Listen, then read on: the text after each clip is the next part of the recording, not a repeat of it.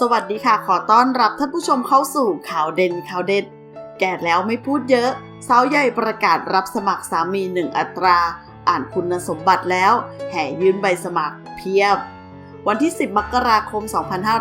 2562ผู้สื่อข่าวรายงานว่าโลกออนไลน์มีการแชร์เรื่องราวของผู้ใช้เฟซบุ๊กชื่ออย่าลืมฉันโดยระบุข้อความว่ารับสมัครสามี1 อัตราพร้อมคุยพร้อมอยู่ด้วยกันตลอดชีวิตแก่แล้วไม่คุยเยอะคุยเลอะเทอะมันเด็กน้อยคุณสมบัติฝ่ายหญิง 1. แม่ไม้ลูกติด3 คนอายุย่างเข้า36ลูก3 คนไม่ต้องเดือดร้อนใครเพราะมีปัญญาเลี้ยงดูส่งเสียเองได้ 2. มีบ้านรถคอนโดพร้อมหนี้สินครบครันมรดกจากแม่ให้บ้าน2 หลังสร้างเองด้วยน้ำพักน้ำแรง1 หลัง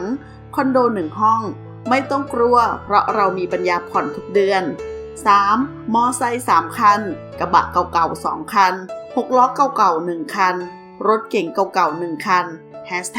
เน้นว่าเก่า 4. ประกอบอาชีพรับซื้อของเก่าเปิดเองดูแลเองบริหารเองมา5 ปี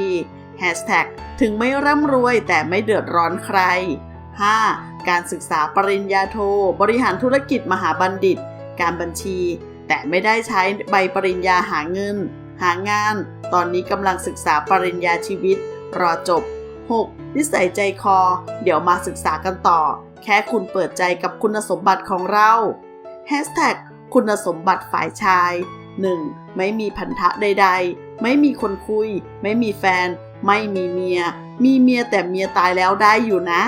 2. ไม่รังเกียจความเป็นแม่ไม้ลูก3ไม่ต้องมารักลูกเราแค่คุณเอ็นดูพวกเขาก็พอ 3. ไม่ติดเหล้าบุหรี่การพนันเพราะไม่เคยทำให้ใครรวยไม่เจ้าชู้มีเหลือไหม 4. ขอผู้ชายที่มีความเป็นลูกผู้ชายจริงๆคุณไม่ต้องซัพพอร์ตเราด้านการเงินแค่คุณดูแลตัวเองได้เราก็ดีใจแล้ว 5. พร้อมที่จะคบและซื่อสัตย์ต่อกันไม่ถือมีดรอแทงข้างหลังกันตลอดเวลาเพราะความซื่อสัตย์เป็นคุณสมบัติง่ายๆของคนรักกันลองเปิดใจดูแล้วคุณจะรู้ว่าสวรรค์มีจริงเพื่อนๆช่วยแชร์ได้นะแชร์ไปจนกว่าจะเจอเนื้อคู่คุณสมบัติดังที่กล่าวไปแล้วแต่ถ้าไม่เจอเราพร้อมจะโสดตลอดชีวิตนะเราประกาศชัดเจนแล้วคุณล่ะพร้อมชัดเจนกับเราหรือยังเราต้องการมีตัวตนกับคุณทั้งต่อหน้าและลับหลังคุณยินดีไหมลองเปิดใจศึกษากันดูนะคะแม่รุ่นใหญ่ต้องแบบนี้นะคะไม่พูดเยอะค่ะเจ็บคอขอบคุณข้อมูลข่าวจากสยามนิวส์ขอบคุณค่ะ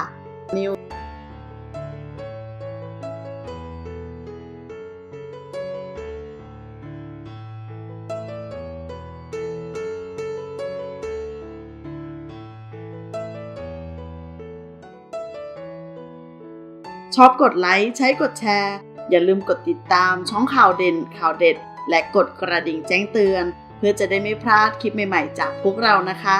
ขอบคุณท่านผู้ชมทุกท่านสวัสดีค่ะ